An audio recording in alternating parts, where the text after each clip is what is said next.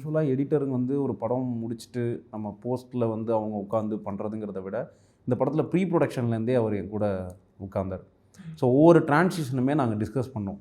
ஏன்னா இந்த கதை வந்து வெவ்வேறு லொக்கேஷனில் நடக்கிற ஒரு கதையாக இருந்தால் நமக்கு அது பிரச்சனை இல்லை. பட் ஒரு ஒரு சீன் வந்து ஒரு இடத்துல முடியுது, அந்த பார்க்கிங் ஸ்பேஸில் முடியுது, நெக்ஸ்ட்டு சீன் திருப்பி அங்கேயே ஆரம்பிக்குதுங்கும் போது ஆடியன்ஸ் பார்க்கும்போது அவங்களுக்கு சைக்கலாஜிக்கலாக இது என்ன இது ஒரே இடமா இருக்குது அப்படின்ற ஒரு ஃபீல் வந்துடக்கூடாது அப்படிங்கிறதுக்காக பேசும்போது சரி இந்த இடத்த வந்து இதில் சுவாரஸ்யமாக முடிக்கணும்னா ஒன்று சவுண்டில் டிரான்சிஷன் இருக்கும், கதவை டப்புன்னு சாத்துவார், இங்கே வந்து ஃப்ரிட்ஜை ஓப்பன் பண்ணுறது மாதிரியோ, இல்லை வந்து ஏதோ ஒரு பொருளில் போயிட்டு அந்த பொருள்லேருந்து டிரான்சிஷன் மாதிரி அடுத்த சீன் வரும் அந்த மாதிரி, இல்லைனா வந்து ஏதோ ஒரு ஆர்டிஸ்டோட ஃபேஸில் கட் பண்ணி அவங்களோட ரியாக்ஷனை அடுத்த சீன்லேருந்து ஆரம்பிக்கிற மாதிரி இருக்கும்.